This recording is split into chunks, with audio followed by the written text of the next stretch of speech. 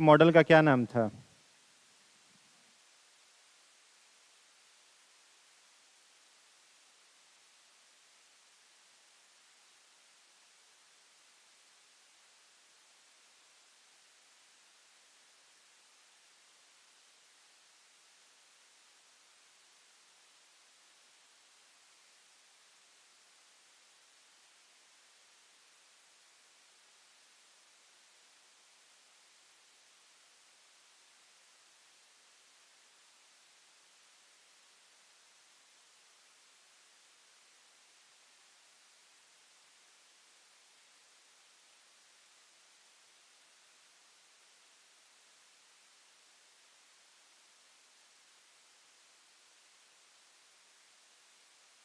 Alpha देखिए, alpha scattering model के अनुसार ही किसका खोज किया गया था? न्यूक्लियस का। ठीक है, और न्यूक्लियस में जो पॉजिटिव चार्ज होता है जिसको प्रोटॉन कहते हैं, वो प्रोटॉन भी कैसे पता चला था? तो प्रोटॉन के बारे में भी पता चला था अल्फा स्कैटरिंग मॉडल के द्वारा ही। और प्रोटॉन पर कैसा चार्ज होता है? तो पॉजिटिव चार्ज होता है। कैसा होता है? पॉजिटिव चार्ज होता है। ये बात भी किसने बताया था? रदरफोर्ड ने बताया था। अब रदरफोर्ड के बाद एक दूसरे वैज्ञानिक का नाम आता है, जिनका क्या नाम था? रदरफोर्ड के बाद कौन आते हैं? तो दो ही मॉडल पढ़े थे ना हम लोग, एक जे थॉमसन का और दूसरा किसका पढ़े थे? रदरफोर्ड का। ठीक है, अब रदरफोर्ड के बाद एक वैज्ञानिक आया जिसका नाम था मैक्सवेल। ठीक है, रदरफोर्ड के बाद एक तीसरा वैज्ञानिक कौन आता है? मैक्सवेल। ठीक है, और जब मैक्सवेल आया तो इसने एक थ्योरी दिया जिसको बोला गया, इसके थ्योरी को इलेक्ट्रोमैग्नेटिक एटॉमिक थ्योरी। ठीक है, कौन सा थ्योरी दिया? Electromagnetic atomic theory. ठीक है, हिंदी में इसको कहते हैं विद्युत चुंबकत्व का सिद्धांत। तीसरा ये वैज्ञानिक आया। ठीक है, इसने कौन सा थ्योरी दिया? विद्युत चुंबकत्व का सिद्धांत, मैक्सवेल का। मैक्सवेल मूलतः कहाँ का था? तो फिजिक्स का वैज्ञानिक था। ठीक है, यह फिजिक्स का एक वैज्ञानिक था जिसने इलेक्ट्रोमैग्नेटिक एटॉमिक थ्योरी दिया। इस थ्योरी के अनुसार इसने क्या बताया? तो इसने बताया कि कोई भी पदार्थ जब एक वृत्ताकार पथ पर गति करता है, एग्जाम्पल के रूप में यदि देखें तो जैसे मान लो यहाँ पर कोई एक एटम है, अब इस एटम के चारों ओर इसके अलग अलग क्या हैं? कक्षाएं हैं। ठीक है, ये सब अलग अलग क्या हैं? ऑर्बिट्स हैं। अब इलेक्ट्रॉन जो है वो इन्हीं ऑर्बिट्स में क्या करता है? रिवॉल्व करता है। इन्हीं सारे ऑर्बिट्स में इलेक्ट्रॉन लगातार गति करते रहता है। तो मैक्सवेल, और यहाँ पर नाभिक हो गया जिसके अंदर है प्रोटॉन प्लस न्यूट्रॉन। तो मैक्सवेल ने कहा कि जब भी कोई वस्तु वृत्ताकार पथ पर गति करती है तो धीरे धीरे उसकी ऊर्जा का क्षरण होता है, उसकी ऊर्जा घटती है, और जब उसकी ऊर्जा जीरो हो जाएगी, शून्य हो जाएगी, तो वो नाभिक में गिर करके क्या हो जाएगा? समाप्त हो जाएगा। ये बात किसने बताया? मैक्सवेल ने।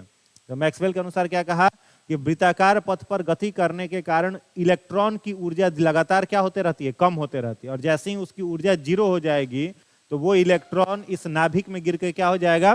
समाप्त हो जाएगा। क्लियर है? यही था इलेक्ट्रोमैग्नेटिक एटॉमिक थ्योरी। लेकिन यह थ्योरी जो है इलेक्ट्रोमैग्नेटिक एटॉमिक थ्योरी, यह कैसा थ्योरी है? तो गलत थ्योरी है। ठीक है, अब इसके मैक्सवेल के थ्योरी को चैलेंज करने वाला एक और वैज्ञानिक आगे चल करके आता है जिसका नाम था नील्स बोर। क्या नाम था? Niels Bohr. नील्स बोर ने इसके मैक्सवेल की इलेक्ट्रोमैग्नेटिक थ्योरी को चैलेंज किया और कहा कि वृत्ताकार पथ पर गति के करने के कारण इलेक्ट्रॉन की ऊर्जा कभी भी शून्य नहीं होती है, यानी इलेक्ट्रॉन की ऊर्जा कभी भी जीरो नहीं होगी। अब जीरो करने के लिए इम्पॉसिबल आपको एक्सपेरिमेंट करना पड़ेगा। कौन सा एक्सपेरिमेंट करना पड़ेगा? उसके टेम्परेचर को -273 डिग्री सेल्सियस पर ले जाना पड़ेगा, जिसको एब्सोल्यूट 0 डिग्री टेम्परेचर कहते हैं। बोस-आइंस्टीन कंडेंसेट मॉडल याद है? बोस-आइंस्टीन कंडेंसेट मॉडल में हम लोग क्या पढ़े थे कि एल्बर्ट आइंस्टीन और सत्येंद्र नाथ बोस के द्वारा इस मॉडल को देखने के लिए क्या किया गया था? तो उन दोनों ने मिलकर के बोसोन गैस के 1 लाख पार्टिकल में से एक पार्टिकल को निकाला था, और उस एक पार्टिकल को एब्सोल्यूट 0 डिग्री टेम्परेचर पर क्या किया था? ठंडा किया था। जब ठंडा किया था तो क्या देखा था कि उसके जो पार्टिकल्स थे, उस पार्टिकल में जो मूवमेंट हो रहा था वो क्या हो गया? रुक गया। वही ना मॉडल कहा गया था। अब सोचो, इस इलेक्ट्रॉन के मूवमेंट को रोकने के लिए कहाँ जाना पड़ेगा? 273 डिग्री सेल्सियस। वो भी पार्टिकल क्या होना चाहिए? लो डेंसिटी वाला पार्टिकल होना चाहिए। तो बहुत सारा इसमें चैलेंज है, समझ में आ रहा है? तो इसने कहा कि ये धीरे धीरे, अब लगातार तुम ही समझो ना, यहाँ पर कुछ ऑर्बिट बना दे और यहाँ पर आपको दौड़ा दे। अब आप यहाँ से क्या कर रहे हो? लगातार दौड़ रहे हो, तो एक समय आएगा ना कि जब आपका ऊर्जा खत्म हो जाएगा और आप थक के बैठ जाएंगे।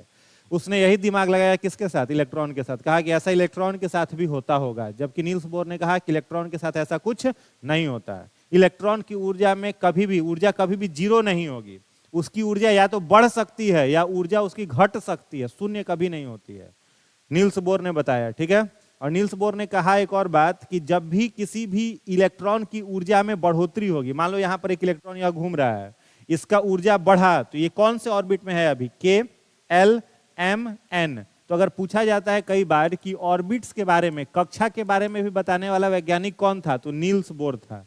ठीक है, ठीक है, किसने बताया था कक्षा के बारे में, नील्स बोर ने ही बताया था। और इस कक्षा में इलेक्ट्रॉन भरना भी किसने बताया था, नील्स बोर ने बताया था। और कक्षा का ये जो तुम नाम देख रहे हो कौन सा, के एल एम और एन, ये नामकरण भी किसने किया था, नील्स बोर ने किया था। कहा कि ऊर्जा जब किसी इलेक्ट्रॉन में बढ़ती है तो वो अपनी ऑर्बिट को छोड़ करके अगले ऑर्बिट में शिफ्ट कर जाता है। जैसे यहाँ पर के पर कोई इलेक्ट्रॉन है, इसकी ऊर्जा बढ़ेगी तो ये के से किस ऑर्बिट में आ जाएगा, एल में। एल पर ऊर्जा बढ़ेगी तो किस पे जाएगा, एम पर। एम पर ऊर्जा बढ़ेगा तो कहाँ जाएगा, एन पर। यानी वो अगले अगले ऑर्बिट में क्या करते रहेगा, शिफ्ट करते रहेगा, आगे बढ़ते रहेगा।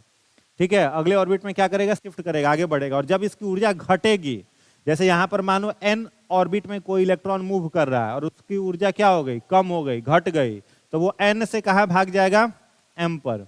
एम पर घूमने लगेगा, ऊर्जा फिर वहां पर घटेगा तो वो कहाँ भागेगा, एल पर। एल से कहाँ जाएगा, के पर। इस तरीके से यानी ऊर्जा घटने पर टुवार्ड्स न्यूक्लियस, ठीक है, नाभिक के नजदीक जाएगा, और ऊर्जा बढ़ेगा तो न्यूक्लियस से कहाँ जाएगा, आगे की कक्षा में वो शिफ्ट कर जाएगा। ये बात किसने बताया, नील्स बोर ने बताया।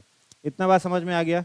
नील्स बोर ने इस ऑर्बिट्स में इलेक्ट्रॉन को भरने के लिए एक और फॉर्मूला दिया जो था 2n²। यहां पर n क्या है, नंबर ऑफ ऑर्बिट। n क्या है, number of orbit. Number of orbit मतलब कक्षा की क्या है, संख्या है। ठीक है, अगर पूछा जाए k ऑर्बिट पर कितने इलेक्ट्रॉन हो सकते हैं तो क्या कहोगे, 2 इलेक्ट्रॉन। 2 ही इलेक्ट्रॉन होगा ना, जैसे 2। और k ऑर्बिट कौन सा है, पहला है, तो पहला है तो एक का क्या करोगे, स्क्वायर करोगे, तो 2 का स्क्वायर कितना रह जाएगा, 2 रह जाएगा। दूसरा ऑर्बिट अगर पूछा जाए L पर कितना इलेक्ट्रॉन रहेगा, तो L कौन सा ऑर्बिट है, दूसरा, तो 2 और 2 का स्क्वायर कितना हो जाएगा, 8 हो जाएगा। तो L पर इलेक्ट्रॉन कितना हो जाएगा, 8 हो जाएगा। M पर पूछा जाए तो M तीसरा ऑर्बिट है, तो 2 और 3 का स्क्वायर तो कितना हो जाएगा, 18, तो यहां पर हो जाएगा 18।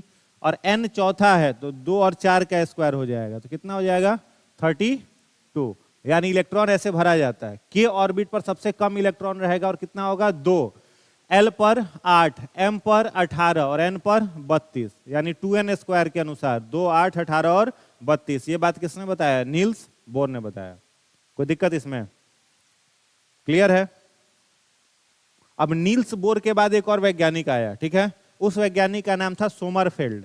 क्या नाम था, सोमरफेल्ड। ये कब आया, तो नील्स बोर के बाद आया, सोमरफेल्ड। तो जब सोमरफेल्ड आया तो इसने, नील्स बोर किसके बारे में बता के गए थे, ऑर्बिट्स के बारे में, यानी कक्षा के बारे में। और जब सोमरफेल्ड आया तो सोमरफेल्ड ने किसके बारे में बताया, सब ऑर्बिट्स के बारे में। ठीक है, सब ऑर्बिट। सब ऑर्बिट को हिंदी में कहते हैं उपकक्षा। तो उपकक्षा के बारे में जानकारी किस वैज्ञानिक ने दी, सोमरफेल्ड। और उपकक्षा को दिखाने के लिए, जैसे उसको हम लोग दिखा रहे हैं किससे, KLMN से, इसको दिखाएंगे SP, D और F। ठीक है, SPDF से किसको दिखाया जाता है, उपकक्षा को। और उपकक्षा में इलेक्ट्रॉन जो भरा जाता है, जैसे जितना ऑर्बिट है उसका ही सब ऑर्बिट होता है। जैसे K का सब ऑर्बिट अगर पूछा है तो क्या कहोगे, S, L का P, M का D और N का F, ये सब ऑर्बिट्स है। अब इस सब ऑर्बिट्स में भी इलेक्ट्रॉन होता है, जिसके आधार पर निकाला जाता है इलेक्ट्रॉनिक कॉन्फ़िगरेशन, विद्युत संयोजन वाला निकाला जाता है। जैसे पढ़े होंगे आप लोग कि यहाँ पर अगर रखा जाए हम लोग क्या, सोडियम, सोडियम एटॉमिक नंबर 11। अब क्वेश्चन पूछ देगा आपसे, बताइए इसका इलेक्ट्रॉनिक कॉन्फ़िगरेशन क्या होगा, तो निकालते हैं ना 1s2 2s2 ऐसे निकालते हैं। तो वही, उसी को कहा जाता है इलेक्ट्रॉनिक कॉन्फ़िगरेशन। उसके बारे में किस वैज्ञानिक ने बताया, सोमरफेल्ड ने। और सोमरफेल्ड ने बताया कि इन सब ऑर्बिट में मैक्सिमम इलेक्ट्रॉन कितने भरे जा सकेंगे। तो S जो सब ऑर्बिट है, इसमें मैक्सिमम इलेक्ट्रॉन कितना भरा सकता है, 2।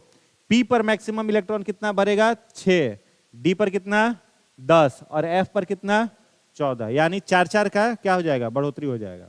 वहां पर 2n² के अनुसार निकालेंगे ऑर्बिट्स पर, और सब ऑर्बिट पर निकालने के लिए 4-4 बढ़ जाएगा। यहाँ पर 4+ हो गया, यहाँ 4+ हो गया, फिर यहाँ 4+ हो गया। ठीक है, तो S पर कितना, 2, P पर 6, D पर 10 और F पर 14। और इसके बाद आता है एक टर्म जिसको कहते हैं ऑफ बाउ प्रिंसिपल, ऑफ बाउ का नियम, ठीक है। और ऑफ बाउ के नियम के अनुसार क्या बनता है, तो किसी भी तत्व का इलेक्ट्रॉनिक कॉन्फ़िगरेशन निकाला जाता है।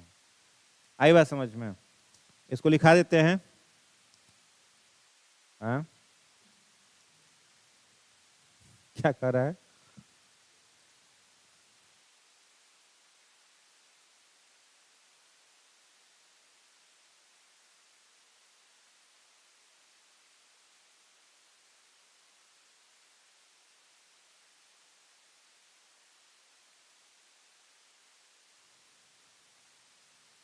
यहां तक हो गया था ना? मैक्सवेल का लिखना था ना? हेडिंग बना लीजिए, Maxwell atomic theory. Maxwell atomic theory, Maxwell atomic theory.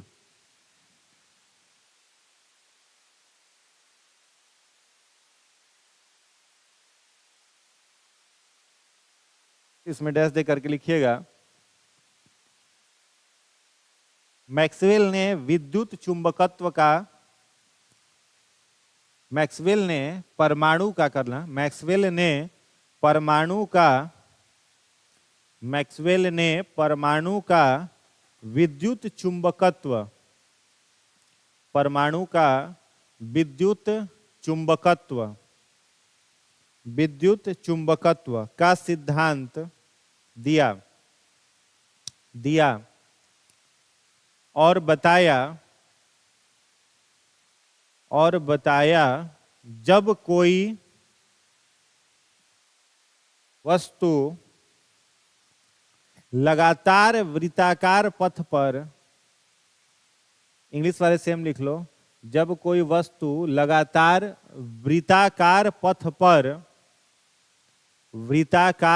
पर गति करती है, वृत्ताकार पथ पर गति करती है, तो उसकी ऊर्जा घट जाती है एवं वह नाभिक में गिरकर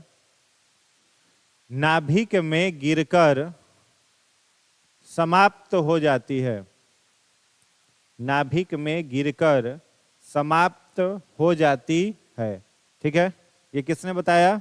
मैक्सवेल ने। मैक्सवेल के बाद कौन आया? अगला वैज्ञानिक नील्स बोर। ठीक है, तो चौथा लिख लीजिएगा, बोर बोरी मॉडल, बोर्स बोरी मॉडल, बोर्स बोरी मॉडल, बोर्स बोरी मॉडल। इसमें लिखिएगा, यह मॉडल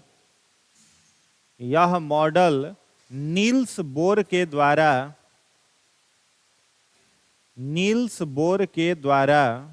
दिया गया और उसने यह बताया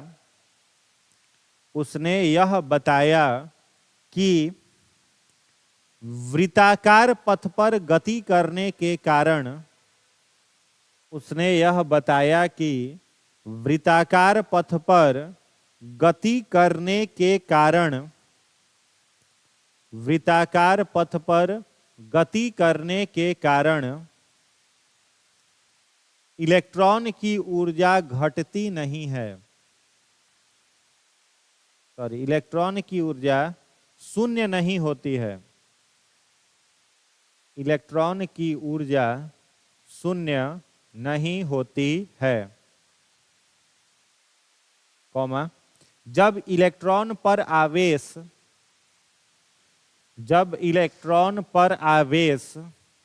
बढ़ता है,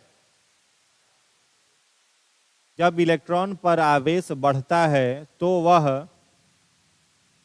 वह नाभिक से दूर भागता है, तो वह नाभिक से दूर भागता है एवं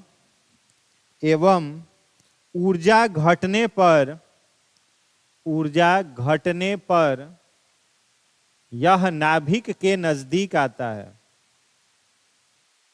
ऊर्जा घटने पर यह नाभिक के नजदीक आता है। ये बहुत इंपॉर्टेंट पॉइंट एग्जाम में कई बार आया है, ठीक है। इलेक्ट्रॉन पर ऊर्जा बढ़ेगा तो कहाँ जाएगा? नाभिक से दूर। ऊर्जा घटेगा तो कहाँ आएगा? नाभिक से नजदीक। कई बार ऐसा होता होगा ना कि आप छठा क्लास में पढ़ रहे हैं, पढ़ने में ठीक ठाक है, तो प्रिंसिपल कहता है क्या, घर वालों से कहता है ना कि क्लास फना दीजिए इसको। क्लास फनाना समझते हैं ना, क्या कहता है? क्लास फना दीजिए। छठा से कहाँ फन जाइए? आठवां में, सातवां में मत पढ़िए। तो इलेक्ट्रॉन भी यही करता है, जानकारी ज्यादा हो गया, मैंने चार्ज ज्यादा बढ़ गया तो फन जाएगा अगला ऑर्बिट में। एस के से कहाँ चला जाएगा? डायरेक्ट एम पर भाग जाएगा, एन पर भाग जाएगा, ऐसे भागेगा। और ऊर्जा घट जाएगा तो कहाँ जाएगा? नाभिक के नजदीक। अब मान लीजिए आप छठा से कूदे कहाँ? आठवां में, और आठवां में जाके फेल हो गए, या तो आठवें में रह जाइएगा या सातवां में भेज देगा कि जाइए फिर से पढ़ करके आइए। समझ गए? तो इसके साथ भी वही होता है इलेक्ट्रॉन के साथ। ये बात बताया नील्स बोर ने। अब देखो ये वाला आप सबको पता है ना। पता क्या नहीं होगा इसमें? तो हो सकता है मास पता नहीं हो, ठीक है। तो कॉलम बना लोगे, पहला लिखोगे क्या? पार्टिकल, दूसरा लिखोगे डिस्कवरर, तीसरा लिखोगे चार्ज मास, और चौथा लिखोगे चार्ज, ठीक है। बना लो इस तरह से चार्ज। हो गया?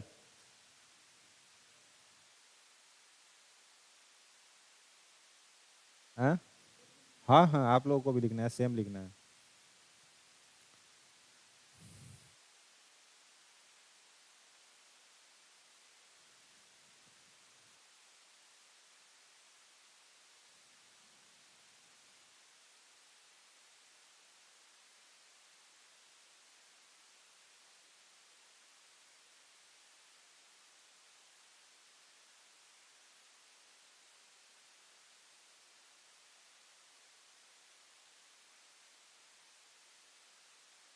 यहाँ जो चार्ज लिखा हुआ है ना, वो चार्ज तो आप लोगों को पता होगा, पता है ना। जैसे इलेक्ट्रॉन पर लिखना हो तो क्या लिखोगे? -1.6 इंटू 10⁻⁻19 कूलम। प्रोटॉन पर भी इतना ही होता है, क्या आगे लग जाएगा? Plus 1.6 into 10⁻⁻19 coulomb. और न्यूक्लियस न्यूट्रॉन नो चार्ज।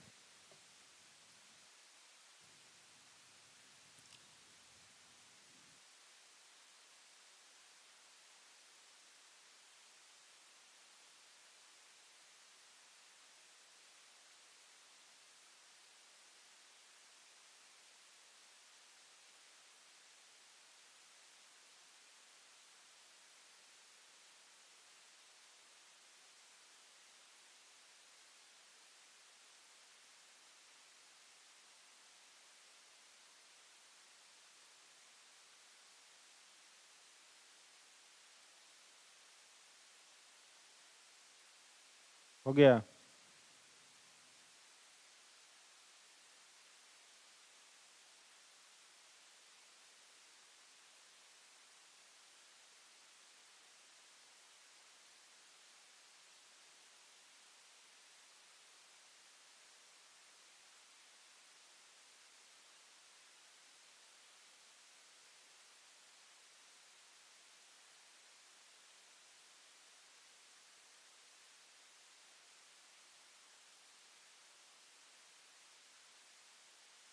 ईसा शताब्दी याद करने का जरूरी नहीं है, ठीक है।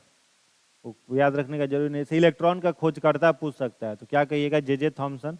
प्रोटॉन का गोल्डस्टेन, न्यूट्रॉन का चैडविक, ठीक है। यहाँ पर प्रोटॉन में एक और चीज याद रखना है, प्रोटॉन में गोल्डस्टेन ने इसका खोज किया था, ठीक है। और इस पर आवेश कैसा होता है? तो धनात्मक होता है, यानी पॉजिटिव चार्ज होता है। ये बात बताने वाला कौन था? हाँ, तो रदरफोर्ड था। तो दोनों याद रखिएगा, ठीक है। क्वेश्चन क्या पूछता है उस अनुसार देख लीजिएगा। तो प्रोटॉन में दो तरीके का क्वेश्चन बनता है। प्रोटॉन प्लस चार्ज होता है, रदरफोर्ड, ठीक है। और प्रोटॉन का खोजकर्ता अगर पूछे तो क्या कहिएगा? गोल्डस्टेन। न्यूट्रॉन में कौन आ जाएगा? तो जेम्स चैडविक, ठीक है। तो इलेक्ट्रॉन का खोज जे थॉमसन 1897 में, प्रोटॉन का खोज गोल्डस्टेन 1919 में। मैंने हम लोग की तरफ हो रहा था जालिया वाला बाग, उस समय कर रहा था कौन सी का खोज? प्रोटॉन का खोज कर रहा था। और न्यूट्रॉन का खोज किसने किया? जेम्स चैडविक ने, ठीक ना। मास कितना होता है इलेक्ट्रॉन का? 9.1 इंटू 10⁻⁻31 kg। प्रोटॉन का कितना हो जाएगा 1.67 इंटू 10⁻⁻27 kg, और न्यूट्रॉन का कितना हो जाएगा 1.674 इंटू 10⁻⁻27 kg, और चार्ज इस पर हो जाएगा 9, इलेक्ट्रॉन पर हो जाएगा आपका -1.6 इंटू 10⁻19 कूलम, -19 कूलम, प्रोटॉन पर प्लस लगा करके उतना ही। ठीक है,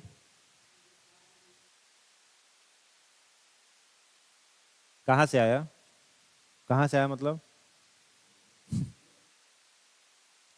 इलेक्ट्रॉन पर उतना चार्ज होता है और उसी चार्ज से वो रिवॉल्व करता है अपने ऑर्बिट में। ठीक है, और किसी के साथ भी जब वो केमिकल रिएक्शन करेगा ना, तो जैसे मान लो यहाँ पर कोई एक एटम है, परमाणु है, तो परमाणु में अगर क्वेश्चन आता है कि इसमें रिएक्शन में भाग कौन लेता है, तो परमाणु तो अपने आप में इलेक्ट्रिकली क्या होता है, आप बताओ, परमाणु क्या होता है इलेक्ट्रिकली, न्यूट्रल होता है। ठीक है, केमिकल रिएक्शन में भाग नहीं लेता है।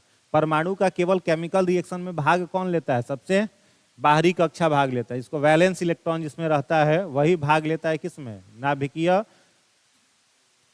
संलयन नहीं, कोई भी नाभिकीय रिएक्शन में भाग लेगा, न्यूक्लियर रिएक्शन में भाग लेगा, बाद बाकी अंदर का कोर इलेक्ट्रॉन कोई भी भाग नहीं लेता है। तो इलेक्ट्रॉन जो रिवॉल्व कर रहा है उस पर जो चार्ज है वो है -1.6 इंटू 19 कूलम, 10⁻19 कूलम। ठीक है, अब देखो वही सब है, सेम यहाँ पर कोई अंतर नहीं है।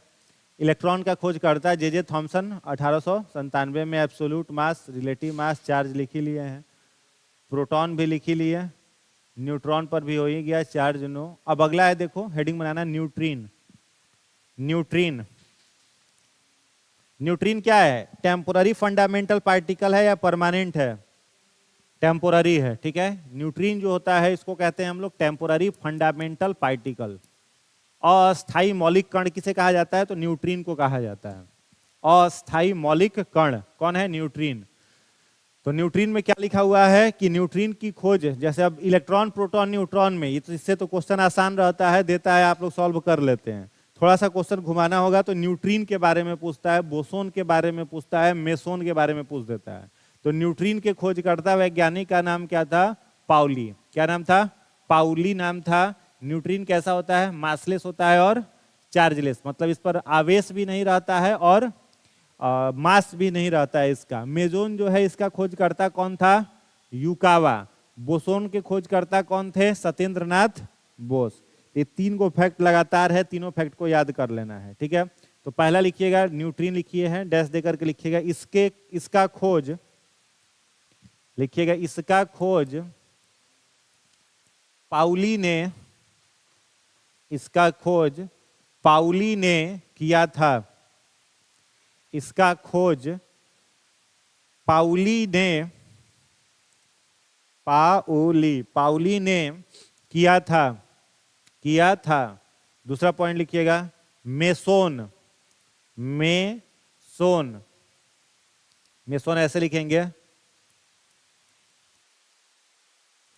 की खोज, मेसोन की खोज युकावा, मेसोन की खोज युकावा, युकावा ने की थी।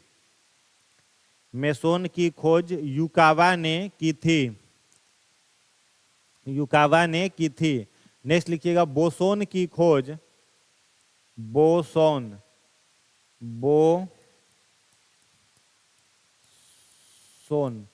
बोसोन की खोज सत्येंद्रनाथ बोस, सत्येंद्रनाथ बोस ने किया था, सत्येंद्रनाथ बोस ने किया था। और ये तीनों के तीनों कैसे कण हैं, तो अस्थाई मौलिक कण। ठीक है, टेम्पोररी फंडामेंटल पार्टिकल ये तीनों हैं। आगे लिखिएगा अगला पॉइंट, पोजिट्रॉन, पोजिट्रॉन,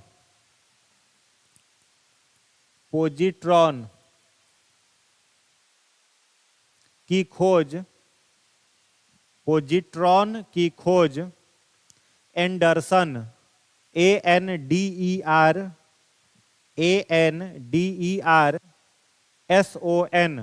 एंडरसन ने किया था, एंडरसन ने किया था।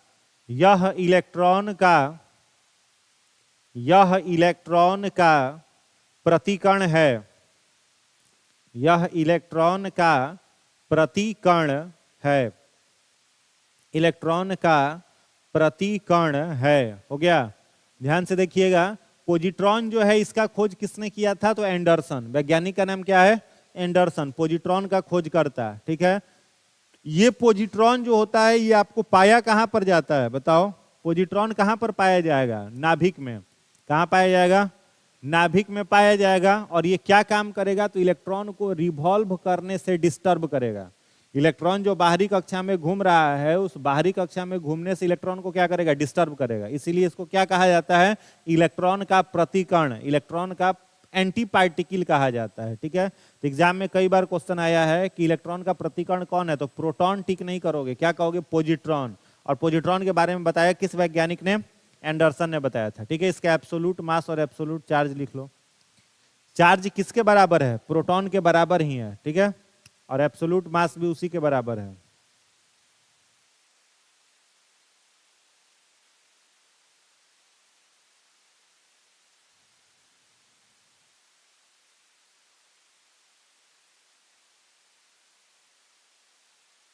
हो गया?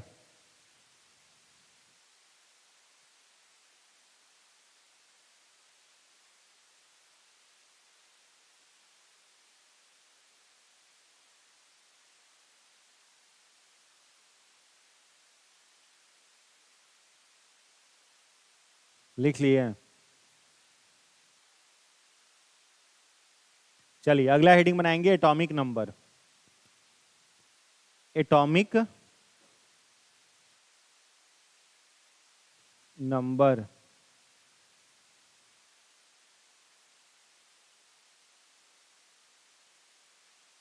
इसे कहते हैं, क्या कहते हैं? परमाणु क्रमांक या परमाणु संख्या। ठीक है, एटॉमिक नंबर। देखो एटॉमिक नंबर क्या है, तो सबसे पहले इस एटॉमिक नंबर के बारे में बताने वाला जो वैज्ञानिक है, वो वैज्ञानिक को हम लोग एक और नाम से जानते हैं, father of modern periodic table. ठीक है, father of modern periodic table मतलब आधुनिक आवर्त सारणी का जनक। किसे कहा जाता है? किसे कहा जाता है? मोसले को। किसको कहते हैं? मोसले को। और एटॉमिक नंबर का भी जनक किसे कहा जाता है? मोसले को। कोई भी आप एक एटम देखें, कोई भी आप देखें, जैसे मान लो हम लोग देख रहे हैं क्या? कैल्शियम 20 और 40। एक एलिमेंट है कैल्शियम जिसका एटॉमिक नंबर कितना है? 20 और एटॉमिक मास कितना है? 40। इसको हम लोग क्या कहते हैं? परमाणु द्रव्यमान। क्या कहते हैं? परमाणु द्रव्यमान, एटॉमिक मास। और इसको क्या कहते हैं? परमाणु संख्या, एटॉमिक नंबर। एटॉमिक नंबर कहाँ लिखा जाता है? नीचे लिखा जाता है। और एटॉमिक मास कहाँ लिखा जाता है? ऊपर लिखा जाता है। मास का मतलब वजन। वजन को कहाँ रखा जाता है? माथा पर। वजन कहाँ रखाता है? माथा पर। और क्रमांक कहाँ? जैसे पैर में पूछता है ना कितना नंबर का चप्पल पहन रहे हो, तो चप्पल नंबर में पहना जाता है। और वजन कहाँ रखा जाता है? माथा पर। तो मास कहाँ रहेगा? माथा पर रहेगा। और नंबर कहाँ रहेगा? पैर के पास रहेगा। समझ गए? Atomic number. और ये जो एटॉमिक नंबर है, इसी एटॉमिक नंबर के बारे में सबसे पहले जिस वैज्ञानिक ने जिक्र किया उसका नाम क्या था? मोसले। ठीक है, अब जैसे हम लोग पीरियोडिक टेबल देखें तो पीरियोडिक टेबल बनाने का सबसे पहला असफल प्रयास करने वाला वैज्ञानिक कौन सा था? डोबेरेनियर। पीरियोडिक टेबल बनाने का सबसे पहले प्रयास किस वैज्ञानिक ने किया था? डोबेरेनियर ने। लेकिन बेचारे का प्रयास सफल नहीं हुआ, असफल हो गया। इसने जब पीरियोडिक टेबल बनाने का प्रयास किया तो इसने जितने सारे एलिमेंट उस समय ज्ञात थे, उन सारे एलिमेंट को उसने 3-3 की संख्या में अरेंज किया था। इसलिए इसके मॉडल को किस नाम से जाना गया? तो त्रिक नियम के नाम से जाना गया। ठीक है, तो कई बार क्वेश्चन आता है कि आवर्त सारणी का त्रिक नियम देने वाले वैज्ञानिक कौन था? तो डोबेरेनियर। अभी जैसे ज्ञात तत्व कितने हैं अपने पास? 108 हैं, 118 हैं। ठीक है, लेकिन अगर याद करो, जिस फर्स्ट क्लास में आप लोगों को लिखवाए थे, लेबवाइजर जो था, तो लेबवाइजर के समय ज्ञात तत्व कितना था? केवल 105 था। और 105 तत्वों पर उसने एक किताब लिख दिया था। कौन सा किताब लिखा था? The element of chemistry. अब वो एलिमेंट ऑफ केमिस्ट्री में आपको हाइड्रोजन पर पूरा का पूरा एक चैप्टर बना होगा, हीलियम पर एक चैप्टर बना होगा। अब हाइड्रोजन का जितना प्रॉपर्टी है उसको 5-6 लाइन में लिखा होगा किसने? लेबवाइजर ने लिखा होगा। एलिमेंट ऑफ केमिस्ट्री में एक एक चैप्टर में लिखा होगा ना जी, एक एक एलिमेंट के बारे में। अब सोचो उसको पढ़ना कितना मुश्किल है। और अभी क्या है, तुम्हारे पास केवल एक चार्ट आएगा, उस चार्ट को देख करके तुम क्या समझ जाओगे? जैसे तुमको अभी पीरियोडिक टेबल एक मिले, तो पीरियोडिक टेबल आपको कुछ इस तरह का जब मिलेगा तो तो आप इस पीरियोडिक टेबल को देख करके सारा कुछ नहीं समझ जाओगे कि एस ब्लॉक है या पी है या डी है या एफ है। एस ब्लॉक के पहले लाइन में जितने सारे एलिमेंट होंगे, सारे एलिमेंट किस नेचर के होंगे? तो इनको क्या कहा जाता है? एल्कली मेटल कहा जाता है। क्या कहा जाता है? एल्कली मेटल, यानी क्षारीय धातु। दूसरा जो ग्रुप में यहां पर होगा एल्कली अर्थ मेटल, यानी मृदा क्षारीय धातु, यानी जो मिट्टी से प्राप्त हैं। एल्कली अर्थ मेटल दूसरे लाइन में, पहले लाइन में एल्कली मेटल, लेकिन दोनों क्या होंगे? मेटल ही होंगे, नॉन मेटल नहीं होगा। उसके बाद यही डी ब्लॉक जो देख रहे हो, इस डी ब्लॉक में तुम्हारा 3 से लेकर के कितना तक है? 12 तक है, पहला और दूसरा एस ब्लॉक। 3 से 12 तक कौन सा ब्लॉक? D block. और इस डी ब्लॉक में जाओगे तो डी ब्लॉक में भी आपको केवल क्या मिलेंगे? मेटल्स मिलेंगे। जितने सारे महंगे धातु हैं, सारे धातु किस ब्लॉक में आपको मिलेंगे? डी ब्लॉक में। सोना, चांदी, प्लेटिनम सब कौन से ब्लॉक में है? डी ब्लॉक में है। समझ गए? पी में आओगे तो कहां से मिलेगा तुमको? 13 से लेकर के 18 तक। इसमें मेटल, नॉन मेटल, मेटलवाइड तीनों है। नॉन मेटल है ना जी, यहां पर 18वां लाइन में इनर्ट गैस है, 17वां लाइन में तुमको चाल्कोजन फैमिली है, 16वां लाइन में आपको हेलोजन फैमिली है, ऑक्सीजन फैमिली है, नियॉन फैमिली है। सब आपका अलग अलग फैमिली है, तो सब अलग अलग नेचर का है। तो मेटल, नॉन मेटल, मेटलवाइड तीनों पी ब्लॉक में। जितने सारे एक्सप्लोसिव मटेरियल है, जैसे यूरेनियम हो गया, पोलोनियम हो गया, वो सब आपको किस में जाएगा? एक्टेनाइड ग्रुप में, जो कि एफ ब्लॉक में है। और फिर कौन सा है? लैंथेनाइड ग्रुप है, जो कि एफ ब्लॉक में है। अभी केवल तुम इस पीरियोडिक टेबल को इतना देख रहे हो तो तुमको सारा चीज पता चल जा रहा है, लेकिन शुरुआत में सोचो कितना मुश्किल होगा पीरियोडिक टेबल पढ़ना, जब पूरा किताबें पढ़ना हो। अब एलिमेंट ऑफ केमिस्ट्री किताब पढ़ो तब पीरियोडिक टेबल समझोगे। अभी आपको पता है कि पीरियोडिक टेबल में ऊपर से नीचे जाएंगे तो परमाणु का आकार क्या होगा? बड़ा होगा। पीरियोडिक टेबल में लेफ्ट से राइट जाएंगे, परमाणु का आकार क्या होगा? छोटा होगा। अभी पीरियोडिक टेबल देखेगा ना, पता चल जा रहा है। और शुरू में मुश्किल था, तो सबसे पहले सोचा किस वैज्ञानिक ने? डोवेरिनियर ने, कि किताब का लफड़ा हटाया जाए, एक पीरियोडिक टेबल बना दिया जाए। बनाने का कोशिश भी किया, सफल नहीं हुआ। इसने क्या किया? 3-3 के ग्रुप में एलिमेंट को अरेंज कर दिया, जिसको कहा गया त्रिक नियम, ट्रायड रूल कहा गया। ठीक है, तो क्वेश्चन आता है डोवेरिनियर का पीरियोडिक टेबल कौन सा था? तो त्रिक नियम था, ट्रायड रूल था। डोवेरिनियर के बाद एक और वैज्ञानिक आया जिसका नाम था न्यूलैंड। क्या नाम था? न्यूलैंड। न्यूलैंड ने पीरियोडिक टेबल जो बनाया उसको कहा गया ऑक्टेव रूल या ऑक्टेव मेथड। हिंदी में कहा गया अष्टक नियम। क्या कहा गया? अष्टक नियम। उसने 3-3 की संख्या में रखा था, इसने कितनी की ग्रुप में रखा? 8-8 की संख्या में एलिमेंट को सजाया, लेकिन फिर भी इसको सफलता नहीं मिली, भी फेल हो गया। तो दूसरा असफल पीरियोडिक, पहला डोवेरिनियर, दूसरा असफल पीरियोडिक टेबल बनाने वाला न्यूलैंड। थर्ड जो पीरियोडिक टेबल बनाने का प्रयास किया, जिसको सफलता मिली भी, वो वैज्ञानिक कौन सा था? तो मेंडलीव। कौन था? मेंडलीव। इसने पीरियोडिक टेबल बना दिया और सक्सेसफुल बना दिया, सारे एलिमेंट को अरेंज कर दिया। लेकिन बेचारा कुछ कुछ गलती ये कर बैठा था। पहला गलती कर बैठा था कि इसने जो पीरियोडिक टेबल बनाया था वो इंक्रीजिंग एटॉमिक मास के आधार पर बनाया था। किस पर बनाया था? इंक्रीजिंग एटॉमिक मास, माने बढ़ते हुए परमाणु द्रव्यमान के आधार पर बनाया था। जैसे यहां पर ये कैल्शियम है ना, तो यहां पर ये तुम्हारा जो 40 है, अभी कैल्शियम पीरियोडिक टेबल में जाओगे तो किस लाइन में तुमको मिलेगा? 20वें लाइन में। उसने जो पीरियोडिक टेबल बनाया था वो कहां पर पीरियोडिक टेबल में था? 40वें लाइन में। यानी मास के आधार पर एलिमेंट को सजा दिया था। अब सोचो, मास के आधार पर एलिमेंट को सजाया जाएगा तो पीरियोडिक टेबल में उसने उतने कॉलम भी नहीं लिए थे, उतने रो भी नहीं लिए थे, तो सारे एलिमेंट इसने अरेंज नहीं कर पाया, सब एलिमेंट ये अरेंज नहीं कर पाए, इसलिए इसको सफलता नहीं मिली। तो क्वेश्चन आता है कि इंक्रीजिंग एटॉमिक मास के बेसिस पर पीरियोडिक टेबल बनाने वाला वैज्ञानिक कौन था? तो मेंडलीव था। चूंकि मेंडलीव ने सारे एलिमेंट को लगभग अरेंज कर लिया था, इसलिए क्वेश्चन अगर आया कि फादर ऑफ पीरियोडिक टेबल कौन है, आवर्त सारणी का जनक, तो किसका नाम आता है? मेंडलीव का। फादर ऑफ पीरियोडिक टेबल कौन है? मेंडलीव। कमियां इसकी पीरियोडिक टेबल में क्या क्या रह गई? तो पहली कमी इसके पीरियोडिक टेबल में जो रही थी वो ये रही थी कि इसने अपने पीरियोडिक टेबल में हाइड्रोजन को कोई स्थान नहीं दिया था। अभी यहां पर तुमको हाइड्रोजन मिलता है ना जी, हाइड्रोजन यहां पर है, उसके पीरियोडिक टेबल में हाइड्रोजन के लिए कोई स्थान नहीं था। दूसरे इसके पीरियोडिक टेबल में दिक्कत यहां पर आया कि इसके पीरियोडिक टेबल में आइसोटोप्स के लिए स्थान नहीं था, माने समस्थानिकों के लिए भी जगह नहीं था। तीसरा इसके पीरियोडिक टेबल में कमी थी कि इसने अपने पीरियोडिक टेबल में इनर्ट गैस के लिए भी कोई जगह नहीं दिया था, अक्रिय गैस। जैसे वहां 18वां लाइन में अक्रिय गैस है, तो उसके पीरियोडिक टेबल में इनर्ट गैस के लिए भी कोई स्थान शेष नहीं था। तो इन 3 कमियों के कारण इसके पीरियोडिक टेबल को मान्यता नहीं मिली। और इसके पीरियोडिक टेबल को चैलेंज किया किसने? हाँ, मोसले ने। ठीक है, और मोसले ने जो पीरियोडिक टेबल बनाया वो इंक्रीजिंग एटॉमिक नंबर, बढ़ते हुए परमाणु क्रमांक के आधार पर बनाया। ठीक है, और फिर इसका पीरियोडिक टेबल सफल हुआ, इसलिए इसको मोसले को कहा जाता है father of modern periodic table, आधुनिक आवर्त सारणी का जनक। समझ गए? तो आधुनिक आवर्त सारणी का जनक कौन हो गया? मोसले हो गया। कोई कष्ट किन्हीं को तो बोलिए। देखिए, एटॉमिक नंबर के बारे में बताने वाला वैज्ञानिक कौन? मोसले। एटॉमिक नंबर को किससे डिनोट किया जाता है? Z से डिनोट किया जाता है, the total number of proton. Atomic number क्या होता है? तो किसी भी एलिमेंट में जो उसके न्यूक्लियस के अंदर प्रोटॉन की संख्या होती है, वही संख्या क्या होती है? Atomic number. समझ में आ रहा है?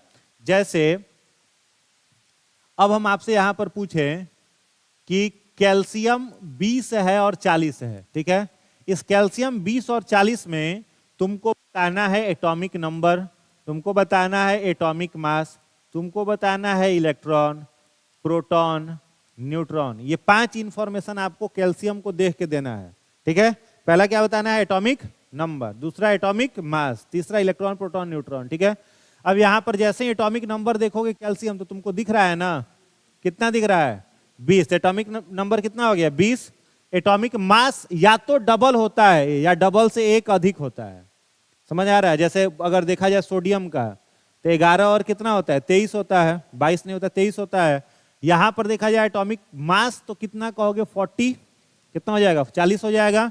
इलेक्ट्रॉन देखो, इलेक्ट्रॉन प्रोटॉन दोनों की संख्या बराबर होती है। अगर हम लोग कहें कि इलेक्ट्रॉन बराबर प्रोटॉन बराबर एटॉमिक नंबर, E बराबर P बराबर Z, जो कि यहां लिखा हुआ है, तो ये भी आपका सही है।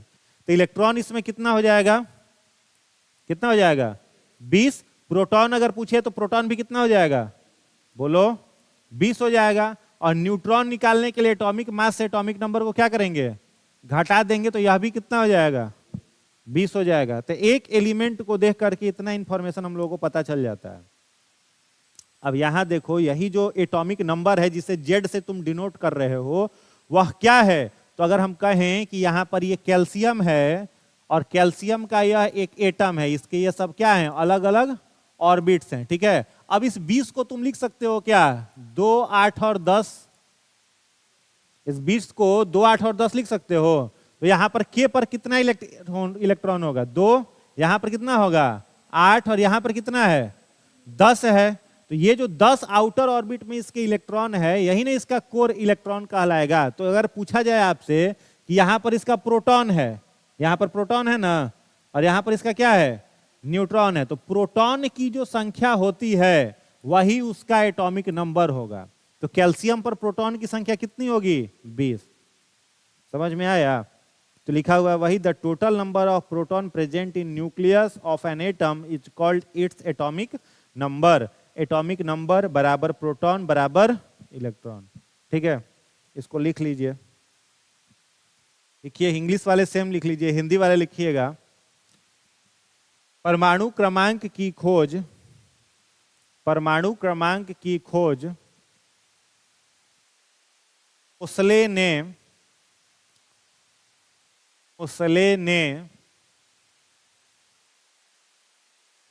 की थी।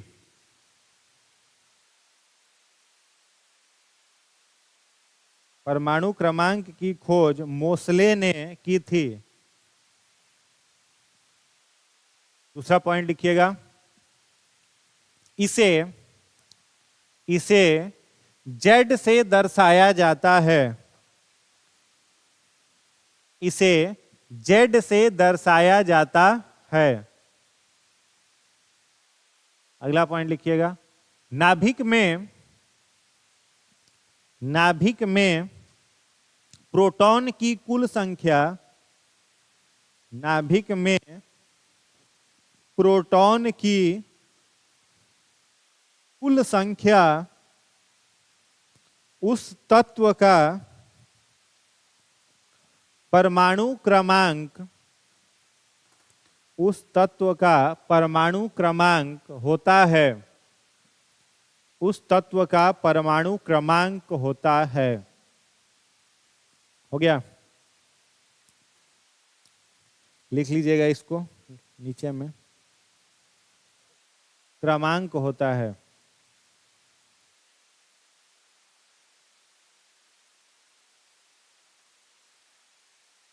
लिख लिए, आगे बढ़ा जाए।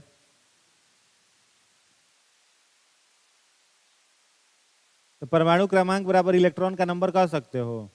और क्वेश्चन पूछे मान लो कि एटॉमिक नंबर बराबर इलेक्ट्रॉन, प्रोटॉन, न्यूट्रॉन, और लास्ट ऑप्शन दे दे। मान लो परमाणु क्रमांक तुमसे पूछा, परमाणु क्रमांक ये जेड पूछा, जेड बराबर क्या? ऑप्शन दे दिया इलेक्ट्रॉन, बी दिया प्रोटॉन, सी दिया न्यूट्रॉन, और डी दे दिया, मान लो ये ऑप्शन नंबर ए है, बी है, सी है, डी में दे दिया आपका ए और बी बोथ। क्या होगा? डी होगा। क्या होगा? बी ही होगा आंसर, ठीक है। डी मत दिमाग लगा दीजिएगा। वैसे इलेक्ट्रॉन और प्रोटॉन दोनों बराबर होता है, लेकिन फिर भी यह नहीं कह सकते कि इलेक्ट्रॉन के बराबर होगा एटॉमिक नंबर। किसके बराबर होगा? प्रोटॉन के ही बराबर, क्योंकि इलेक्ट्रॉन का भरोसा नहीं है, ठीक है। भरोसा उसका, जिस पर भरोसा नहीं रहता है उस पर रिस्क क्यों लेना, ठीक है। चलो आगे है। अब जैसे एक एलिमेंट है, उस एलिमेंट से हम लोग इतना चीज पता चलता है, लिखने का जरूरी नहीं है। जैसे सोडियम है, सोडियम 11 और 23 होता है, सभी को मालूम ही है, ठीक है। यहाँ पर एटॉमिक नंबर सोडियम का कितना लिखा हुआ है? 11। प्रोटॉन कितना लिखा हुआ है? 11। इलेक्ट्रॉन कितना लिखा हुआ है? 11। न्यूट्रॉन पूछता तो कितना का हो जाता? न्यूट्रॉन 12 हो जाता ना। एटॉमिक मास से एटॉमिक नंबर को क्या करे हैं? घटा दिए हैं, तो 12 हो जाएगा। और अगर इसमें पूछा जाता आपसे एटॉमिक मास, तो कितना हो जाता? 23 हो जाता। तो इतना सारा चीज आपको एलिमेंट देख के पता चल गया। वैसे ही यहाँ पर है पोटेशियम 19 39, ठीक है। तो एटॉमिक नंबर कितना? जेड। प्रोटॉन कितना? 19। इलेक्ट्रॉन कितना? 19। और इसके अलावा अगर पूछ दिया जाए आपसे न्यूट्रॉन, तो न्यूट्रॉन कितना हो जाता? 20 न्यूट्रॉन हो जाता। और एटॉमिक मास रहता तो कितना हो जाता? 39। कितना हो जाता? 39 हो जाता। यही ना होता? कोई दिक्कत इसमें? हाँ, तो ये सब देख करके पता चल रहा है, बोलो ना जी।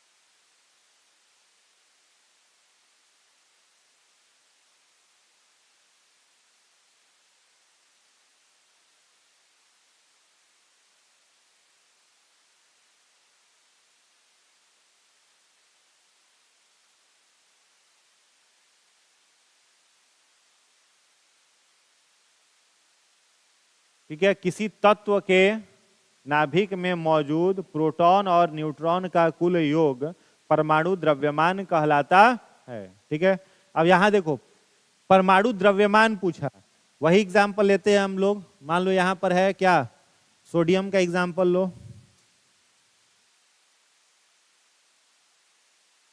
20 और 40 है। यहां पर बात किसका हम लोग कर रहे हैं? परमाणु द्रव्यमान का। तो यहां पर ये है आपका प्रोटॉन और न्यूट्रॉन, इन दोनों को जब जोड़ देंगे तो क्या निकल जाता है? एटॉमिक मास निकल जाता है। समझ गए? तो एटॉमिक मास किसका योग होता है? किसी भी तत्व के नाभिक में मौजूद प्रोटॉन और न्यूट्रॉन को जोड़ के उसका एटॉमिक मास निकालते हैं। तो एटॉमिक मास बराबर कितना हो गया, A बराबर P प्लस N, या फिर क्या लिख सकते हैं P प्लस Z। बात वही है ना, वही है ना जी, कोई दिक्कत इसमें?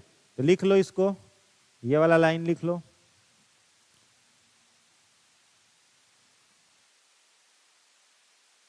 लास्ट लाइन लिख लो, एटॉमिक मास बराबर N plus P Z, P या Z, Z मतलब एटॉमिक नंबर, ठीक है। तो एटॉमिक नंबर इलेक्ट्रॉन प्रोटॉन के बराबर है ना, तो वही बात हुआ, ठीक है। कोई दिक्कत इसमें? चलिए नेक्स्ट, अगला पॉइंट देखिए, लिखा हुआ है to find the number of neutron. Neutron को निकालने के लिए क्या करेंगे? तो न्यूट्रॉन को निकालने के लिए एटॉमिक मास से एटॉमिक नंबर को क्या करेंगे, घटा देंगे। इसमें कोई साइंस स्पेशल तो है नहीं, तो इसको ऐसे ही छोड़ देते, लिखने का जरूरी है नहीं ना, जरूरी है। न्यूट्रॉन निकालने के लिए क्या करेंगे, एटॉमिक मास से एटॉमिक नंबर को घटा देंगे, तो न्यूट्रॉन हम लोगों को मिल जाएगा। अब अगला हेडिंग बना लो, आइसो न्यूट्रॉनिक, आइसो इलेक्ट्रॉनिक, इसको हिंदी में कहते हैं सम इलेक्ट्रॉनिक।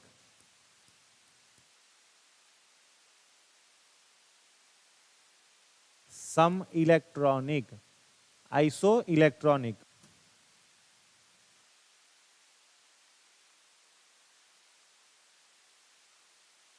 इसमें लिखिएगा आवर्त सारणी में मौजूद वैसे तत्व, आवर्त सारणी में मौजूद,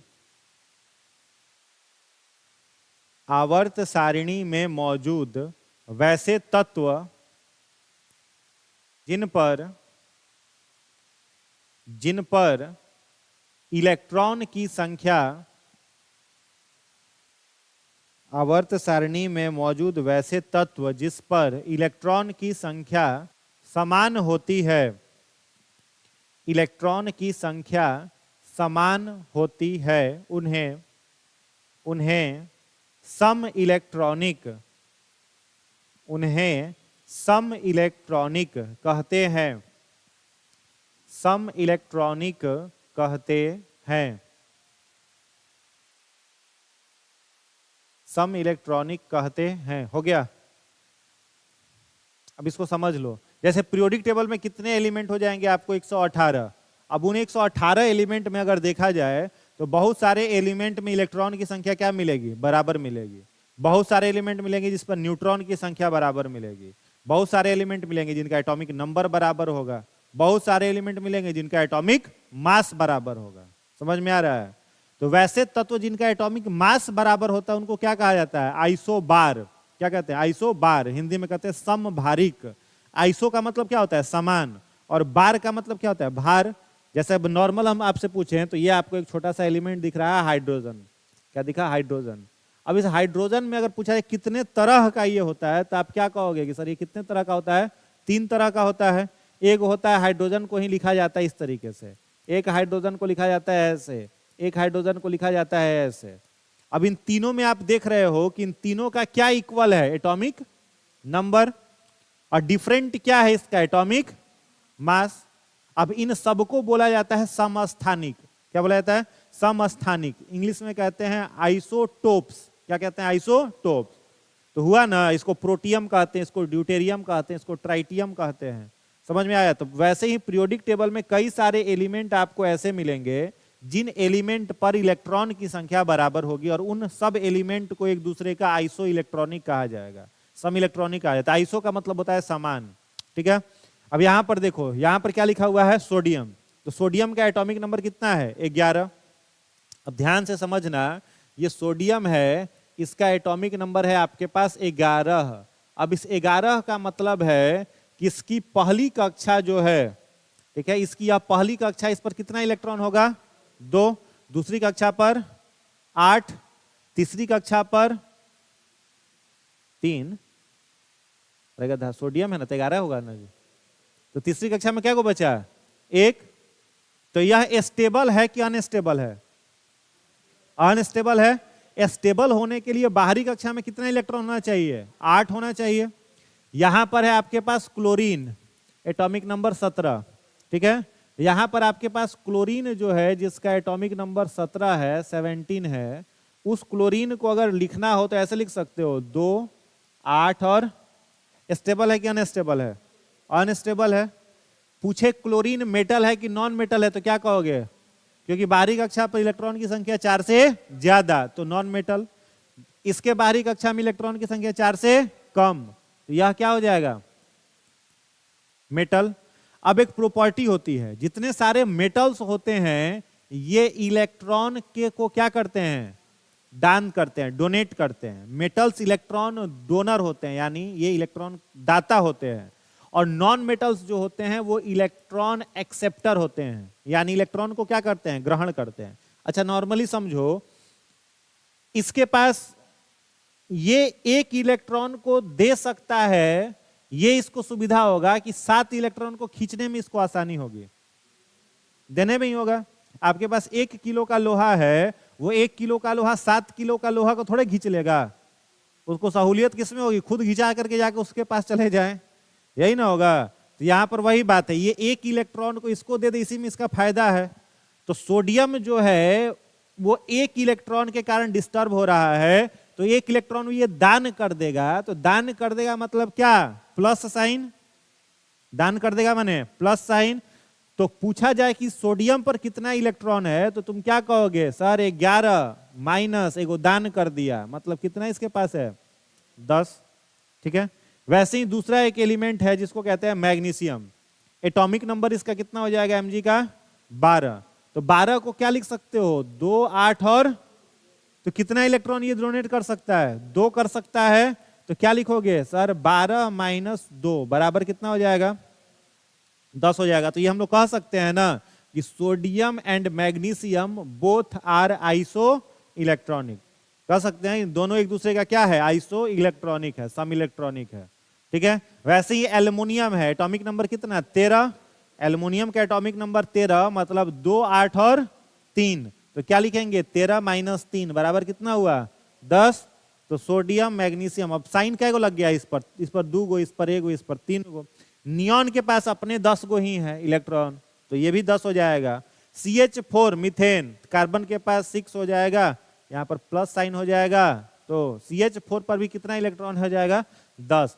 तो क्या कर सकते हैं? सोडियम, मैग्नीशियम, एल्युमिनियम, नियोन और methane both all are isoelectronic. कोई दिक्कत? लिख लीजिए ये सब एग्जाम्पल।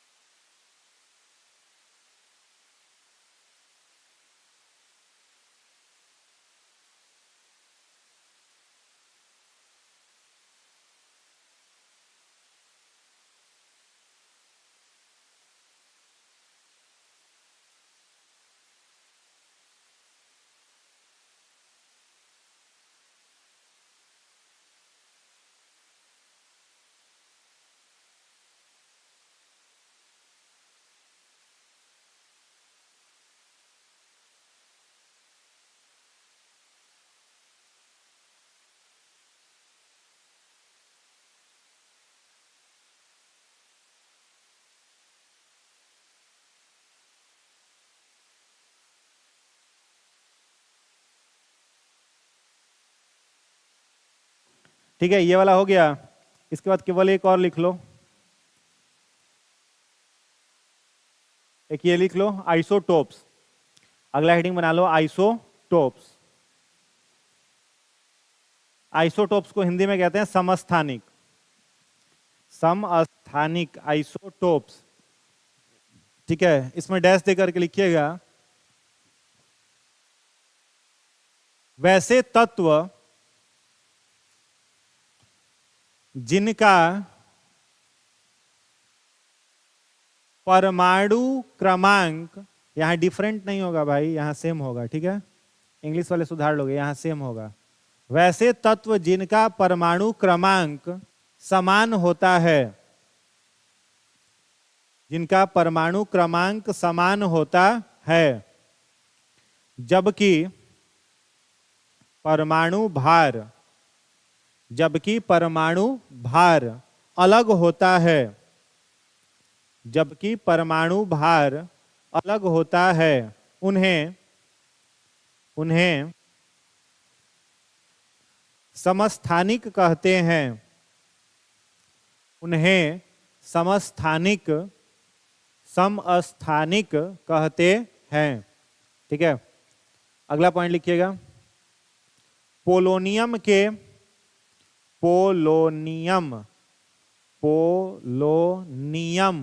सर्वाधिक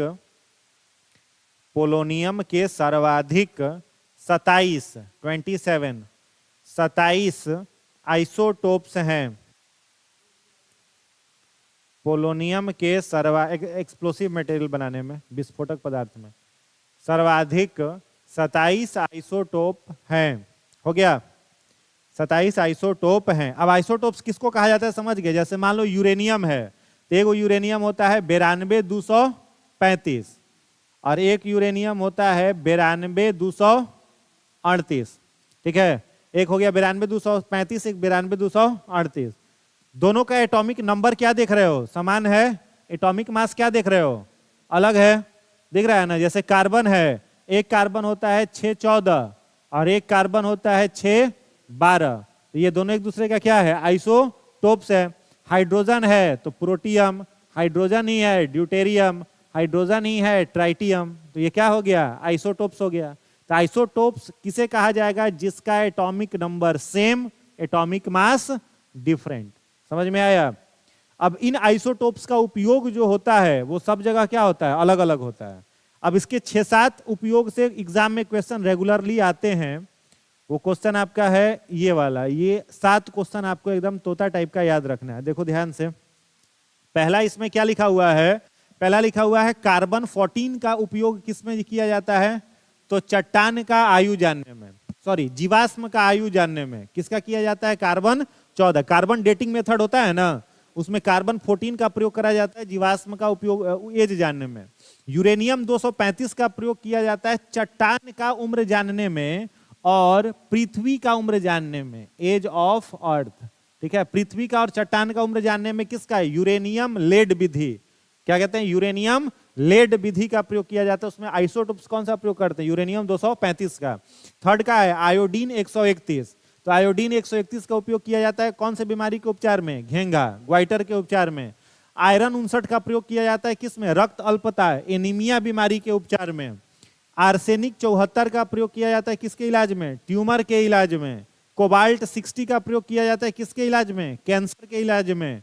सोडियम 24 का उपयोग किया जाता है खून का थक्का जमाने के लिए। ठीक है, इससे क्वेश्चन एग्जाम में कई बार आया है। तो छोटा सा हेडिंग बना लेना, यूजेज ऑफ आइसोटोप्स, समस्थानिकों के उपयोग, समस्थानिकों के उपयोग, समस्थानिकों के उपयोग। इंग्लिश वाले सेम लिखे, हिंदी वाले लिखिएगा। पहला लिखिएगा, देखिए कार्बन 14, कार्बन 14 डैश दीजिएगा, डैश देकर के लिखिएगा, जीवाश्म का उम्र ज्ञात करने में, जीवाश्म का उम्र ज्ञात करने में।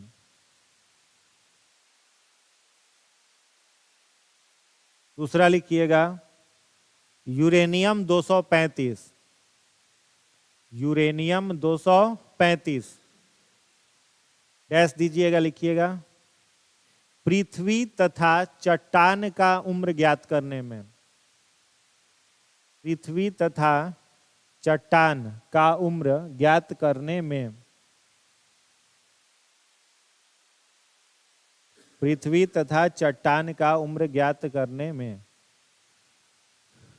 तीसरा लिखिएगा, आयोडीन 131, आयोडीन 131, 131। डैश दीजिएगा, लिखिएगा। घेंघा के उपचार में 131, 131। डैश दीजिएगा, लिखेंगे घेंघा के उपचार में। उसके बाद लिखिएगा iron, Fe, iron 59, iron 59। Dash दे करके लिखिएगा। एनीमिया के उपचार में, एनीमिया, एनीमिया को ही हिंदी में रक्त अल्पता भी कहते हैं, ठीक है। रक्त अल्पता माने किसका कमी हो जाता है शरीर में, बट रक्त का कमी होगा। रक्त अल्पता में शरीर में किसका कमी होगा, हीमोग्लोबिन का। किसका कमी होता है, हीमोग्लोबिन का। ब्लड में हीमोग्लोबिन, ये अगर 100 ml ब्लड लिया जाए तो उसमें कितना ग्राम हीमोग्लोबिन होना चाहिए, 12 से 17 ग्राम, ठीक है। हीमोग्लोबिन क्या है, लोहा है, आयरन है। तो 100 ml ब्लड में हीमोग्लोबिन होना चाहिए 12 से 17 ग्राम, और यही 12 ग्राम से कम हो जाता है तो कौन सा बीमारी हो जाएगा, एनीमिया, ठीक है। रक्त अल्पता उसी को कहते हैं। तो रक्त अल्पता के इलाज में किसका किया जाता है, आयरन 59 का, क्योंकि हीमोग्लोबिन क्या है, आयरन ही है ना। चलो नेक्स्ट लिखोगे, आर्सेनिक 74, AS74, आर्सेनिक 74। डैश दीजिएगा, लिखिएगा। ट्यूमर के उपचार में,